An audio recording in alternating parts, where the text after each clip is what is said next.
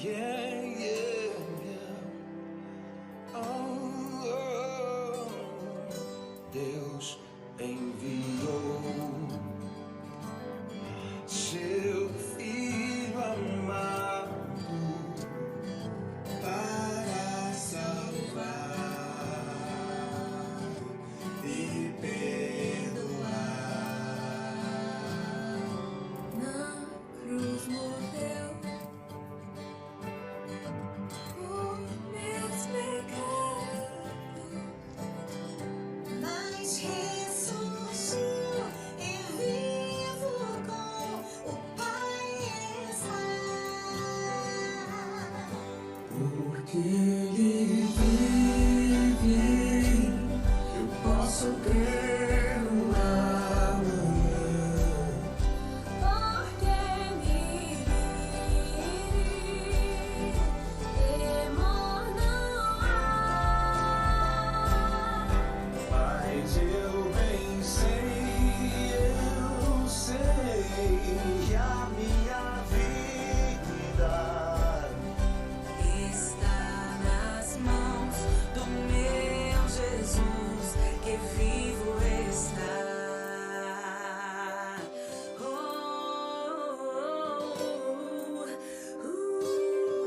e quando enfim chegar a hora em que a morte eu enfrentarei, Sem medo então terei vitória. verei a glória, meu Jesus, que vivo está. Porque Ele vive, posso crer no amanhã. Porque Ele vive, temor não há. Mas eu bem sei que a minha vida Está nas mãos do meu Jesus, que vivo está. Porque Ele vive.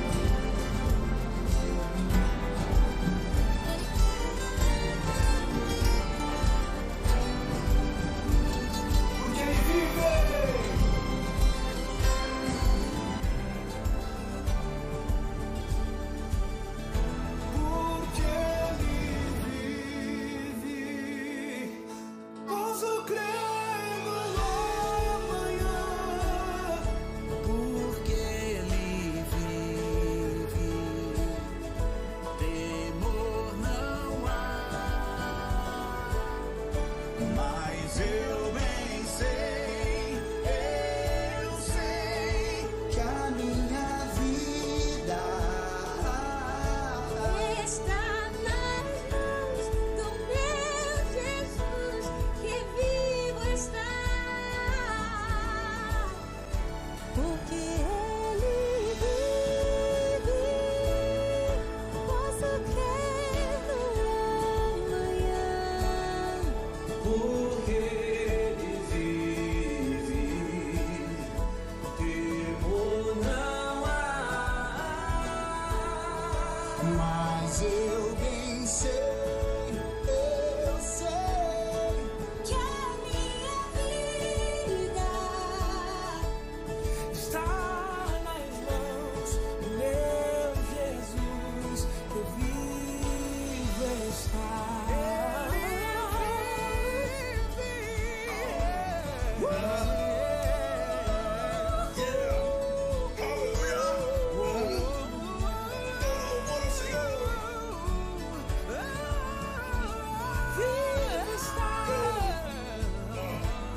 Deus único, incomparável. Bom dia, irmãos. Louvado seja o nome do nosso Deus. Bom dia a você também que nos acompanha pela internet. receba a porção dobrada do Santo Espírito de Deus sobre a sua vida.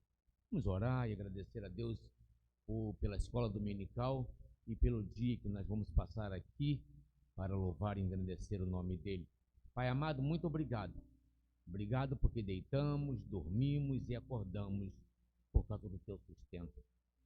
E nesta manhã, grandioso Deus, com o coração aberto, com poder, grandioso Deus, louvar a Ti e saber, grandioso Deus, que Tu responde segundo a Tua vontade. E o meu desejo seja, grandioso Deus, inteiramente procurar a Ti como é devido. Seja conduzindo, grandioso Deus, o culto e tudo aquilo que nós vamos fazer aqui, seja para a honra e glória do Teu santo nome. Em nome de Jesus. Amém.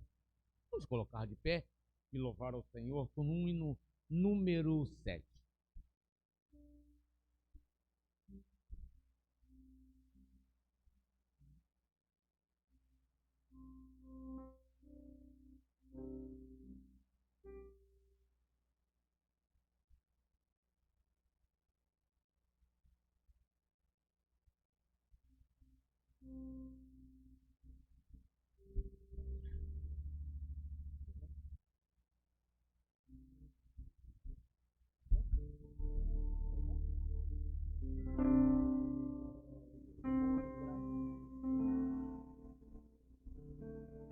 Ao Deus de amor e imensa bondade, com voz de júbilo vinde aclamar, com coração transbordante de graças, seu grande amor todos vinde louvar. No céu, na terra, que maravilhas vai operando o poder do Senhor. Mas seu amor aos homens perdidos das maravilhas é sempre a maior. Já nossos pais nos contaram a glória de Deus falando com muito prazer, que nas tristezas dos grandes perigos Ele os salvou por seu grande poder.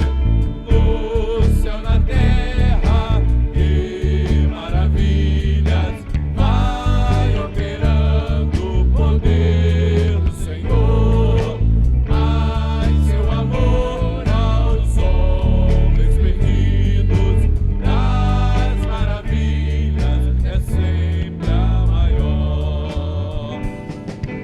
Hoje também nós bem alto cantamos que as orações Ele nos atendeu. Seu forte braço que é tão compassivo, em nosso auxílio Ele sempre estendeu. No céu, na terra, que maravilhas vai operando o poder do Senhor. Mas seu amor aos homens perdidos das maravilhas é sempre a maior.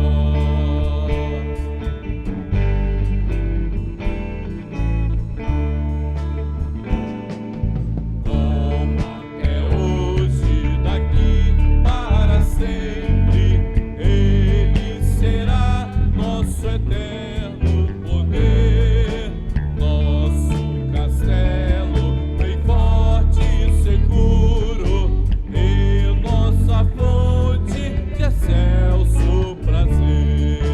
No céu, na terra, que maravilhas vai operando o poder do Senhor. Mas seu amor aos homens perdidos das maravilhas é sempre a maior. Muito obrigado a você que nos visita nessa manhã. Tem um casal ali com seu filhinho. Deus possa estar guardando e protegendo sempre as suas vidas. a Benaia também, que nos acompanha nesta manhã. Deus te abençoe, Benaia, tá bom? Deus está colocando a tua mão sobre a sua vida, sobre a sua família. Creia nisso. Vamos continuar louvando ao Senhor. E nesse domingo também nós temos a abertura de missões nacionais. A irmã Juraci vai estar à noite trazendo a abertura. Então estejamos prontos naquilo que precisamos ouvir. Rendido estou.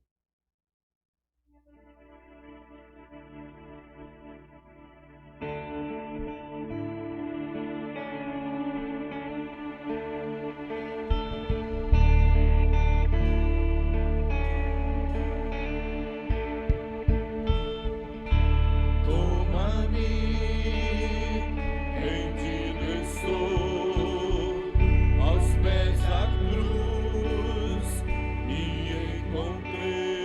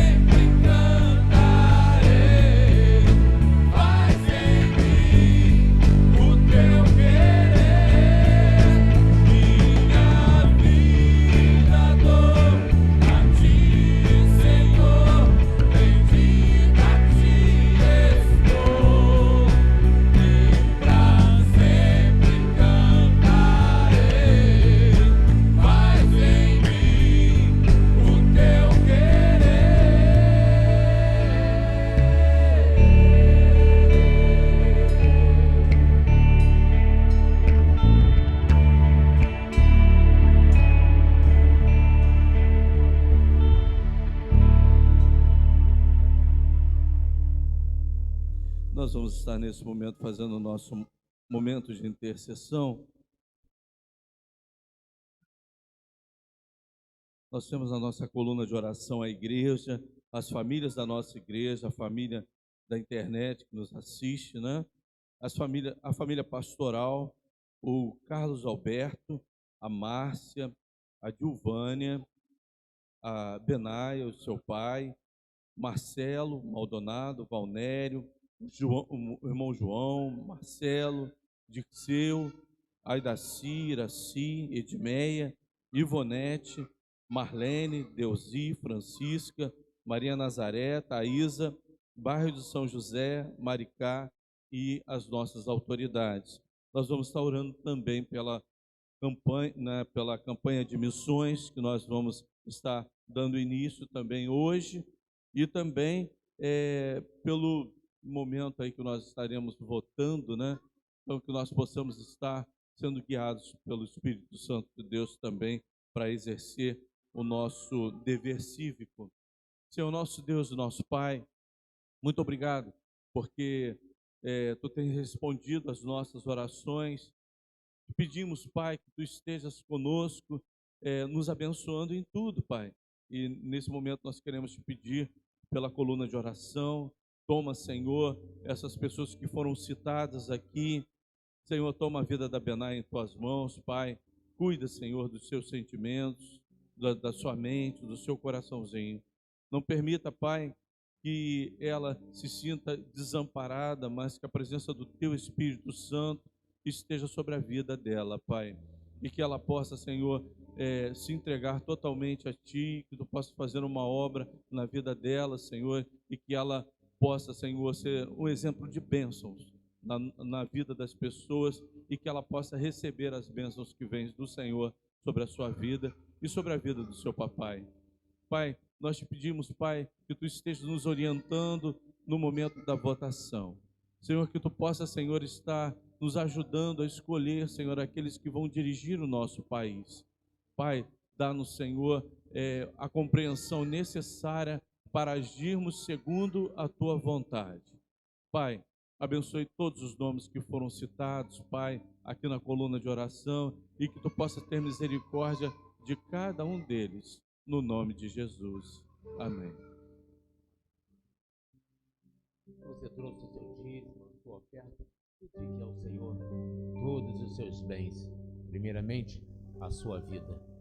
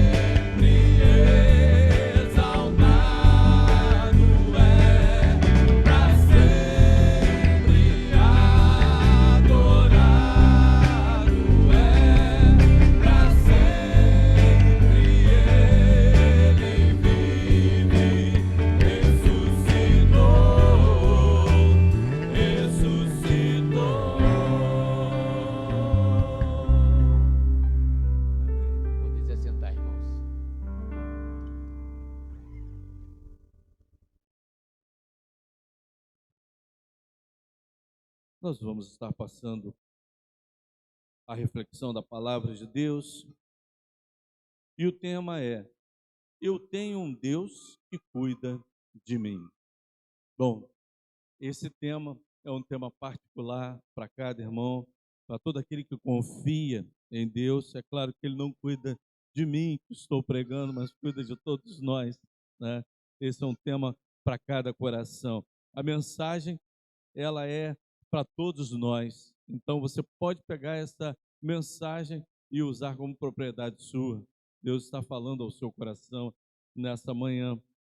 E nós vamos estar lendo no Salmo 126, versículos de 1 a 6, na Nova Tradução Linguagem de hoje.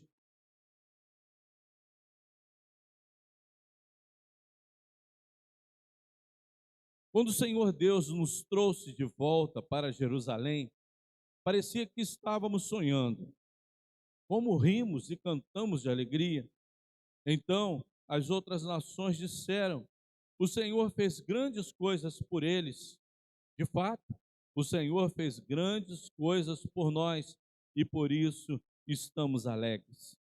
Ó Senhor, faz com que prosperemos de novo, assim como a chuva enche de novo o leito seco dos rios, que aqueles que semeiam chorando façam a colheita com alegria. Aqueles que saíram chorando, levando a semente para semear, voltarão cantando, cheios de alegria, trazendo nos braços os feixes da colheita. Senhor nosso Deus e nosso Pai, toma o teu servo em tuas mãos, esvazia o teu servo, enche com teu Espírito Santo, prepara os nossos corações para a tua palavra, sendo meditada nesse momento, Pai, no nome de Jesus. Amém.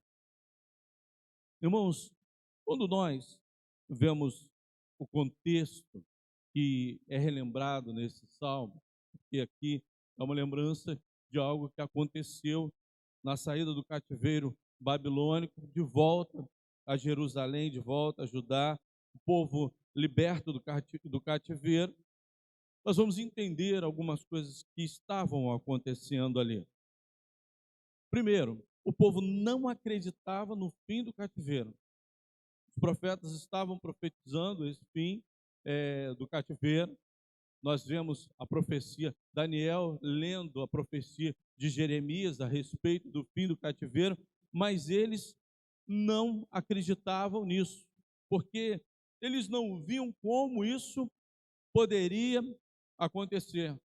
Por mais que eles ouvissem as vozes proféticas dizendo a respeito daquilo, era quase que impossível aos olhos humanos aquilo acontecer. E quem era nesse momento? A gente precisa relembrar um pouco os fatos históricos.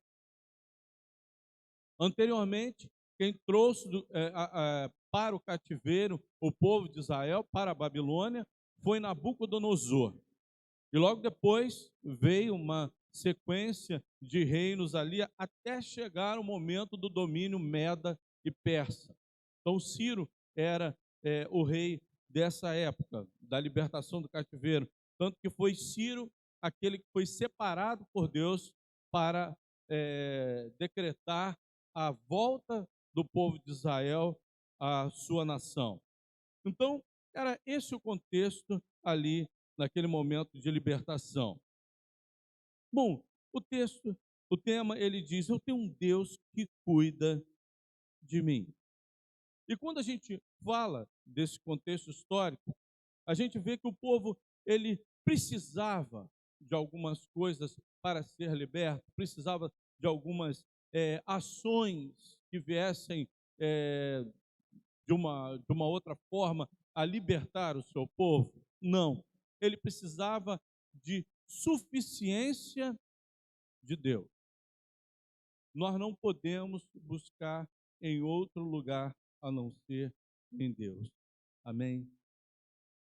Para que Ele possa cuidar de mim, para que Ele possa cuidar de nós. Mas a gente tem visto uma polarização nessa busca de tantas pessoas. A gente vê, por exemplo, artistas que passam por momentos difíceis e eles chegam a declarar que não, eu fui para todos os lugares, eu fui para religião X, eu fui para religião Y, eu procurei a não sei quem, a não sei quem mais. Dão vários nomes nessa procura, mas eles não buscam com exclusividade no Senhor.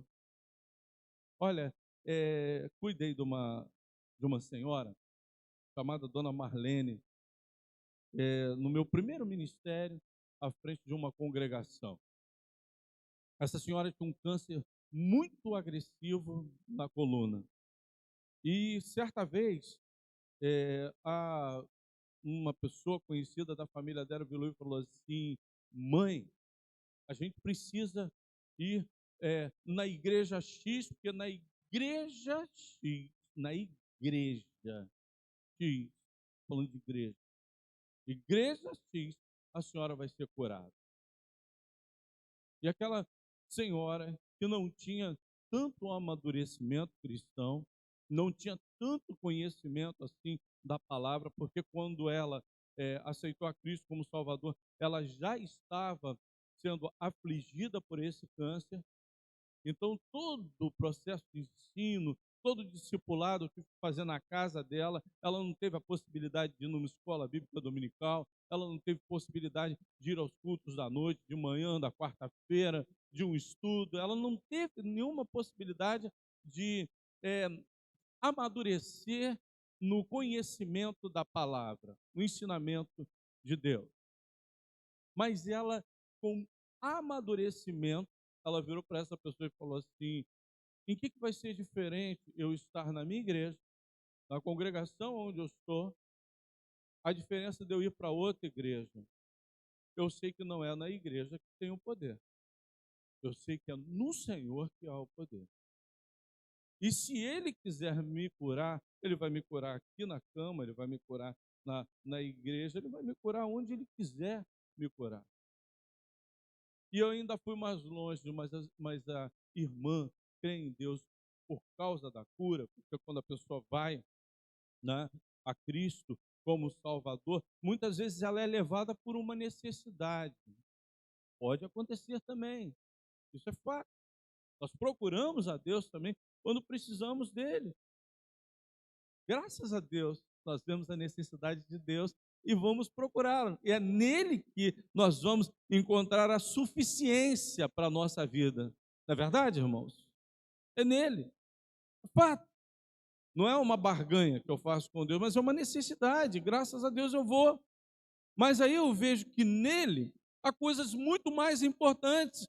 E a dona Marlene viu isso. A irmã Marlene, que agora está na glória, eu posso chamar de irmã Marlene, que está na glória. E ela virou para aquela pessoa que estava convidando e falou: se Deus quiser, Ele me cura, se Ele não quiser, Ele não me cura. E eu perguntei a ela: mas a irmã está em busca da cura? O seu crer em Deus precisa disso, da cura? Ela: não, eu creio em Deus pelo que Ele é. Eu não creio nele por causa da cura. Eu busquei por essa necessidade, sim. Eu me quebrantei por essa necessidade. Mas eu sei que eu preciso dele. E só isso. Isso é suficiência de Deus.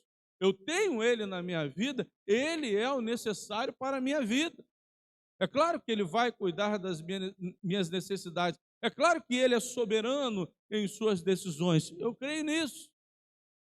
E naquele momento, o povo de Israel, ele mesmo estando em Babilônia, ele começou a aprender algumas coisas que era necessário naquele período de cativeiro. Por quê? Porque eles achavam que os cerimoniais, o templo, eram coisas necessárias para a adoração a Deus. E mesmo ali em Babilônia, eles continuaram adorando a Deus, sem a necessidade do templo, sem a necessidade dos cerimoniais, sem a necessidade de um sacerdócio, como a gente falou, né, que a respeito de Ezequiel, ele chegou um dado momento, ele completava o período que ele ia ser sacerdote, mas ele estava no exílio. Não, Deus lhe deu uma função profética. E o povo também, eles não tinham templo, mas eles iam adorar a Deus em alguns lugares separados. Muitas vezes eles procuravam a beirada dos rios, se lembrando ali do Rio Jordão, se lembrando da sua terra natal, mas eles viram que Deus era suficiente. E diz o seguinte, no versículo 1: quando o Senhor Deus nos trouxe. Olha só qual foi a interpretação do salmista. E qual era a interpretação do povo de Israel? Quando o Senhor Deus nos trouxe. Eles entenderam que não foi Ciro que os libertou, não foi Ciro que os trouxe. Não foi uma guerra que os trouxe para Jerusalém, não foi um tratado de paz, não foi por merecimento, não foi por algo comprado, mas pela atuação de Deus. Deus nos trouxe. E é assim que nós aprendemos. Quando nós temos a autossuficiência de Deus, acontece vários detalhes, acontece várias instrumentalidades, não é verdade? Eu, quando quebrei minha perna, eu deixei isso claro para o médico. Eu fiquei muito preocupado em não poder restaurar os movimentos da minha perna, porque quando ele olhou lá a radiografia do osso, ele falou assim: vai ficar difícil aqui, porque vai entrar uma placa e aqui pode haver um problema. Eu fiquei tranquilo, sabia que tudo estava nas mãos de Deus. E quando terminou a operação, e ele falou assim: Eliezer, a operação foi um sucesso, tomara que não haja rejeição, porque pode haver. Eu falei: não, está tudo tranquilo, doutor. Eu só vou dizer uma coisa para o senhor: se for um sucesso, se o senhor for um instrumento de Deus na minha vida, se for uma bênção na minha vida. Eu falei isso para um médico que não tinha esse conhecimento da autossuficiência de Deus. E depois deu uma Bíblia para ele. Ele virou e falou, ele se emocionou e virou e falou assim: como é importante ouvir isso, que Deus pode me usar mesmo sendo quem eu sou. Ele usou essa frase. E olha, é assim, pela instrumentalidade de Deus, pela instrumentalidade de Deus, entrou o reino conquistador Medo e Persa. Pela instrumentalidade de Deus, entrou Ciro, aquele que era separado para realizar o decreto, mas foi tudo pela instrumentalidade de Deus. Entrou Esdras, trazendo um grupo, depois entrou Neemias, vindo e reconstruindo as muralhas, e depois começando a dar início ao templo também, pela instrumentalidade de Deus. Mas a suficiência é de Deus. E é um Deus que cuida de nós, Ele é suficiente para cuidar das nossas necessidades. Em segundo lugar, eu tenho um Deus que Ele faz grandes coisas. Vamos citar, para poder ficar bem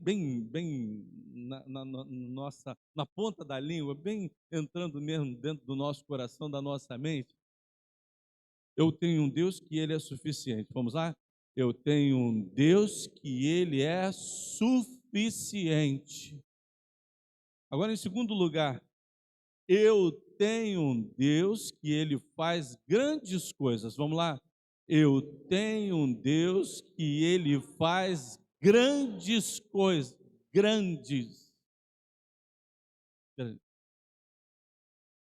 Mas por que quantas vezes a gente pega uma coisa que é tão simples? Para mim pode não ser tão simples. Mas se nós estamos na dimensão de Deus, e se nós vamos usar essa suficiência de Deus, e esse Deus que cuida de mim, e esse Deus que é tão poderoso, eu posso dizer que Ele faz grandes coisas. Mas por que Ele, quando eu olho para algumas situações, eu falo assim: não vou conseguir resolver isso, mas aquilo é tão simples, não é você que vai resolver, é Deus que vai resolver. Por que a gente fica tão perturbado? Por que a gente fica tão angustiado? Se Ele já fez coisas grandes, já fez lá no passado, o povo de Israel já tinha vivido grandes coisas. Ele abriu o mar vermelho, Ele deixava que uma nuvem acompanhasse o povo, ele viu uma coluna de fogo também acompanhando o povo, ele derramou maná sobre aquele povo, ele conquistou toda aquela região, porque todas as guerras eram travadas em nome desse Deus, e a conquista era de Deus. E quando eles chegam no primeiro lugar, Raabe, ela chega e fala: eu sei que Deus já entregou as nossas nações a vocês. Ela reconhece isso. E aquelas nações já conheciam, aquela região toda reconhecia isso. O poder de Deus, grandes coisas já haviam sido feitas. Aí vem um reconhecimento das outras nações, porque diz assim: como rimos e cantamos de alegria. Então as outras nações disseram: o Senhor fez grandes coisas por eles. Olha, quando há intervenção de Deus na vida daqueles que são seus, essa intervenção de Deus produz um grande impacto de testemunho na vida das outras pessoas. Quando somos cuidados por Deus, quando Deus age na nossa vida, quando o poder de Deus, ele opera em nós, o testemunho da nossa vida também impactua as outras pessoas. As nações estavam impactadas. As nações estavam glorificando a Deus pelo poder de Deus agindo na vida de Israel. Olha como é que somos instrumentos de Deus como bênçãos derramadas na nossa vida, como abençoados por Deus. Se você é um abençoado por Deus, você é testemunho vivo de que Deus, ele faz grandes coisas na vida daquele que é dele. Nós estamos falando aqui do povo de Israel, nós estamos falando daquele que já se entregou. Como é importante nós falarmos assim: Senhor, cuida de mim. Por quê? Por que o povo de Israel podia dizer assim: Senhor, cuida da gente? Nós somos povo seu. Ele vai cuidar de você. E ele fez grandes coisas. Aí, o povo de Israel fala: de fato, o Senhor fez grandes coisas por nós, e por isso estamos alegres. Corações que reconhecem e corações que agradecem a Deus. Temos que desenvolver uma vida assim, uma vida de agradecimento, sermos agradecidos por Deus e valorizarmos as portas que Deus abre. Quantas vezes nós tem uma ilustração, ela é muito assim compatível com aquilo que nós estamos falando. E existe dois anjos. O anjo que desce à terra é só uma ilustração, tá, irmãos? Não é algo bíblico, não. Bom, né? Se essa mensagem está indo para a internet, senão alguém pode falar: o pastor falou que na Bíblia está escrito isso. Não está, não. É uma ilustração. De que dois anjos descem à terra para recolher aquilo que são as orações daqueles que são fiéis a Deus. E eles descem com duas cestas. Uma cesta que sobe com pedidos e uma cesta que sobe com agradecimentos. A cesta mais pesada segue com os pedidos e a cesta mais leve com os agradecimentos, porque nós não reconhecemos as grandes coisas de Deus em nossa vida. Em cada detalhe. Olha, eu gosto tanto daquela música: Deus cuida de mim, Deus cuida de mim, a sombra das suas asas. Deus cuida de mim na hora que eu estou saindo de casa, na hora que eu estou dormindo. Na hora que eu estou dormindo, Ele está cuidando de mim. Cuidou de mim. E quantas vezes a gente acorda sem agradecer a Deus: Senhor, muito obrigado pela boa noite do sono que o Senhor me deu. Naquele momento Ele estava cuidando do seu sono, Ele estava cuidando da sua saúde, Ele estava cuidando de você. Ele não estava dormindo. Ele não tosqueneja. Quando a Bíblia fala que Deus não tosquenejará. Sabe o que é tosquenejar? É dar aquele cochilo. Ele nunca, nem isso ele faz, né? Às vezes detalhezinhos, né, são importantes a gente saber o que que significa. A gente ouve algumas coisas que o pregador fala, mas às vezes o pregador não explica. Por isso que eu gosto de ser muito didático, para a gente entender como é que é esse Deus. Quando a gente fala, salmista fala que não tosquenejará, ele não tosqueneja, ele não faz isso aqui. A gente está dormindo, Deus, eu vou descansar um pouquinho, deixar Eliezer dormir um pouquinho, eu vou dormir um pouquinho. Não faz isso. Ele está olhando para nós. Ele está cuidando de você. E ele faz grandes coisas. Irmãos, crentes que ficam desesperados com coisas que são muito fáceis para Deus, até para nós mesmos realizarmos. Às vezes a gente fica desesperado. Saiba que ele faz grandes coisas. Em terceiro lugar, eu tenho um Deus que ele faz de novo. Deus ele já fez, ele já fez tanto por mim, não vai fazer mais não. Não, não é. Deus ele não age dessa forma.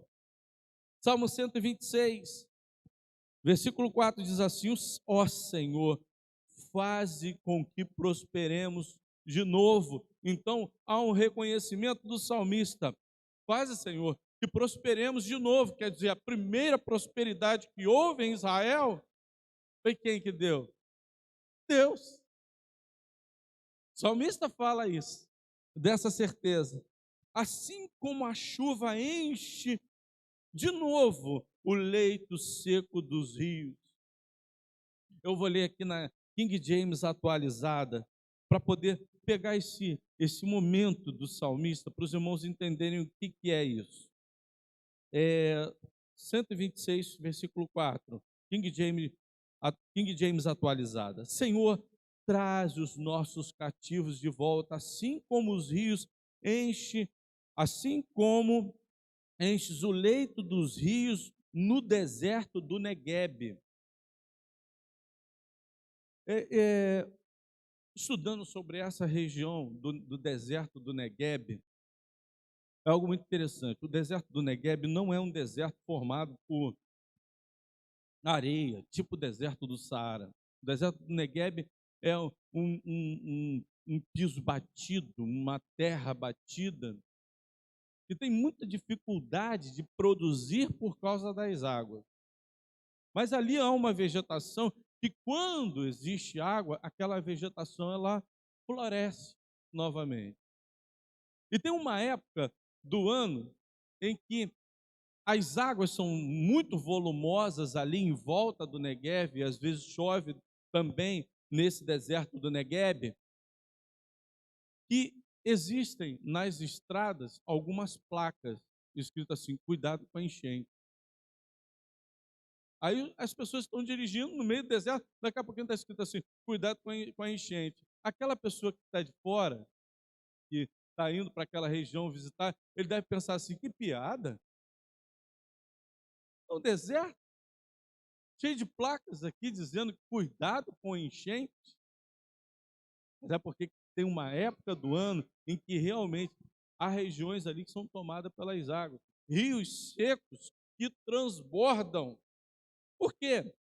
Vem aquela chuva sazonal, aquela chuva que vem de épocas em épocas, e aí quando aquele deserto é tomado pelas águas, ele floresce.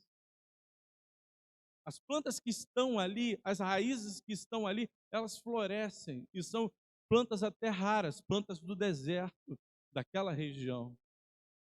E aí aquele deserto floresce, porque as chuvas trazem de volta a vida.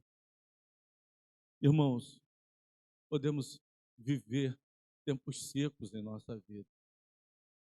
Os rios podem estar secos, mas o salmista está dizendo: Senhor, traze de volta aquela chuva que traz vida para a nossa gente, para o nosso povo, para nós. Traze-nos vida novamente. Faze-nos prosperar. Quantas vezes a gente passa por períodos assim secos em nossa vida, rios secos, um tempo desértico em nossa vida. E é necessário esse tempo desértico na nossa vida. É necessário que os rios sequem, para que nesse momento a gente possa estar aprendendo. Eles passaram por um momento de sequidão, mas as chuvas estavam iminentes, porque eles sabiam que as chuvas estavam em Deus. Se está acontecendo um tempo seco na sua vida, um tempo desértico na tua vida, confie que Deus vai derramar a chuva sobre a sua vida. Os rios encherão. E eles acreditavam nisso. Há uma esperança, há um recomeço em Deus. Nós temos que crer nisso. Tem uma música, eu não sei se é Guilherme Arantes, que cantava, ele falava assim, sobre um relacionamento de um casal, ele falava, para que ficar juntando os pedacinhos do amor que se acabou? Nada vai colar. Não sei se vocês se lembram disso, é da minha época. Né? Muito bonito. Não vai me dizer que todo mundo aqui, não é na minha época não, o pastor é mais velho. Não vem com essa história não, você não conhece a música. Tem muita gente aí que ouviu o CD do tempo do dilúvio, agora vai ficar me dizendo que não conhece. Ah, por favor, né? A Jorge conhece, a Jorge é da minha época. Não vem com essa não, que vocês ouviram muita coisa mais antiga do que eu. Né? Mas ele falava isso. Como se o recomeço de um casamento, o recomeço de algo, fosse muito difícil. Para Deus, é difícil recomeçar? Não. Ele também é Deus dos recomeços em nossa vida. E olha, como foi difícil recomeçar. E para terminar, a gente vai pegar esse recomeçar. Eu tenho um Deus que cuida de mim e Ele me sustenta na época mais difícil. Era um momento do recomeço. Era um momento muito difícil. E aqui o salmista, ele encerra nos versículos 5 e 6 dizendo assim, que aqueles que semeiam chorando, façam a colheita com alegria. Aqueles que saíram chorando, levando a semente para semear, voltarão cantando, cheios de alegria, trazendo nos braços os feixes da colheita. Uma outra coisa que o salmista ele se reporta é a semeadura naquele tempo. Como é que eles tinham que semear? Para pensar, irmãos, numa região também desértica, com solo duro, aquela região lá em Jerusalém, mas também, tirando do solo, aquilo que eles iam encontrar em Jerusalém, Neemias, quando ele chega em Jerusalém, ele pega o seu cavalo, passa por alguns lugares que nem o cavalo consegue passar, ele deixa o seu cavalo e vai andando, passa por todos os lugares, e aí ele volta chorando, porque viu os muros destruídos, viu os portões queimados, viu os entulhos em Jerusalém, e antes deles começarem a obra, eles tinham que jogar aquele entulho todo fora, porque eles não podiam aproveitar aquilo que havia sido queimado. Porque se nós olharmos para aquela região também, como era o processo de feitura das casas, era uma argila, e eles não podiam aquecer aquela argila. Aquela argila era trabalhada de uma maneira fria. E quando aquela argila ela era queimada, aquela argila ela sofria um excesso de um processo de deterioração. Ela virava uma espécie de pó. As pessoas pegavam e não podiam aproveitar ela. Ela virava um pó. Eles tinham que tirar aquele entulho todo para fora da cidade para começar a obra. Então esse era o recomeço. Era algo duro. A implantação das casas já seria duro, o processo de plantar as casas ali em Jerusalém, mas o processo também da semeadura, de ir para os campos, e aqueles que semeavam não tinham muita ferramenta para poder semear, e eles muitas vezes voltavam para casa com as suas mãos inchadas e doloridas. Eles tinham que ir lá cuidar daquela plantação, sem saber se naquele ano a colheita seria boa por causa do tempo, por causa das chuvas. Mas o salmista aqui ele dá a certeza: olha, vai ter um recomeço, vai ser duro, mas você vai carregar os seus feixes depois da colheita, depois da plantação.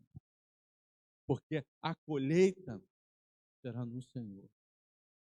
As sementes podem ser até lágrimas, mas elas virarão feixes.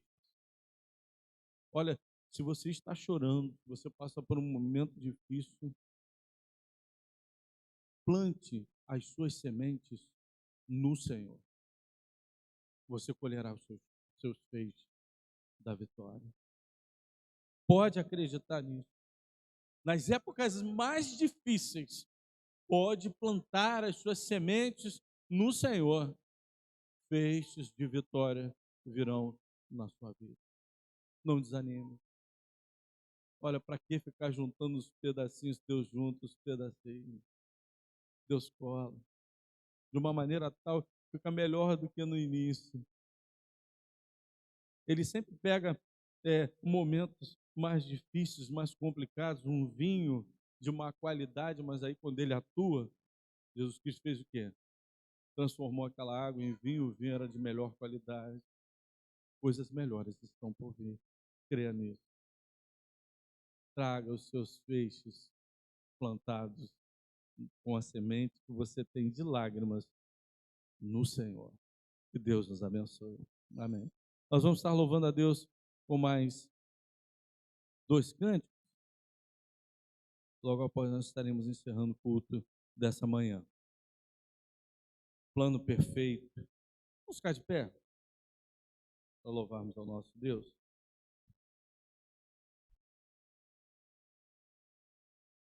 Plano perfeito, depois nós vamos cantar É Hoje.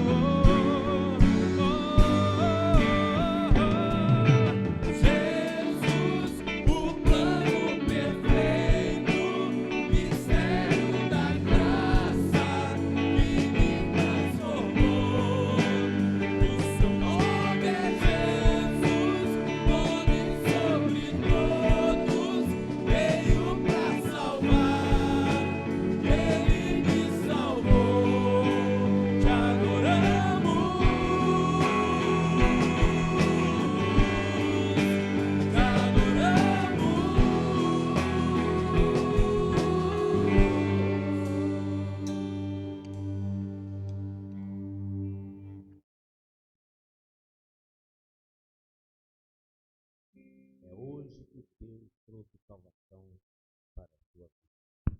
Não perca essa oportunidade. Receba em nome de Jesus.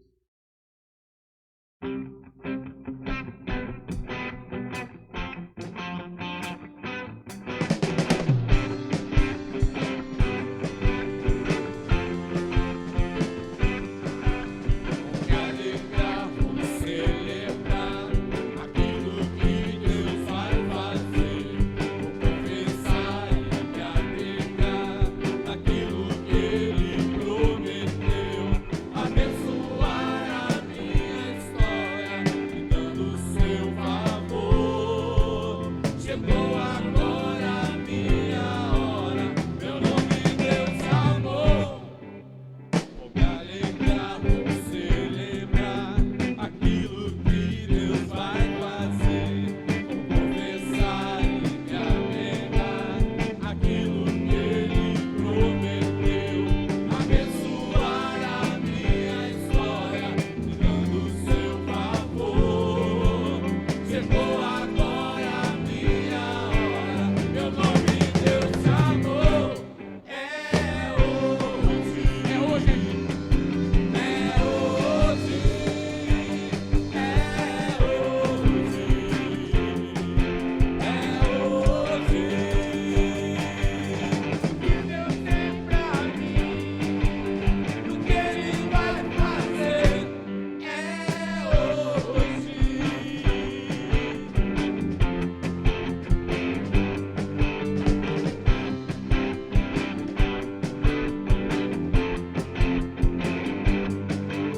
Vou me alegrar, vou celebrar aquilo que Deus vai fazer.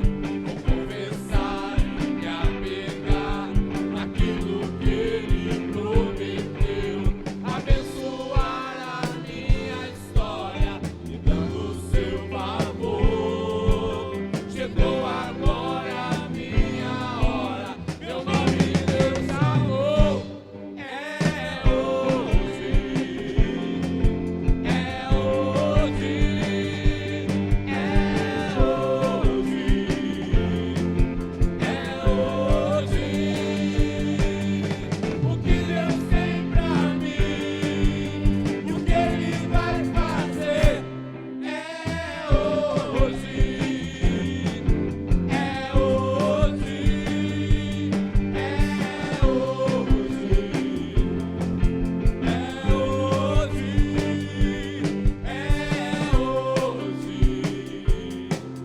É hoje, é hoje, é hoje, é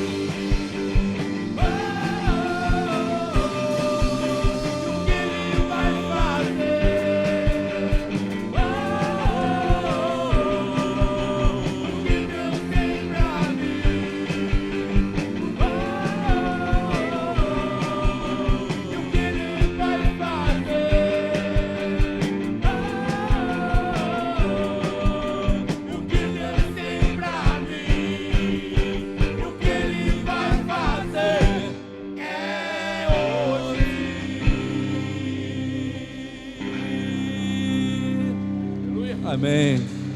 Deus cuida de nós. Senhor nosso Deus, nosso Pai, leva-nos em segurança para os nossos lares, continua abençoando o nosso dia. E Senhor, muito obrigado por começarmos essa semana adorando a Deus. No nome de Jesus. Amém.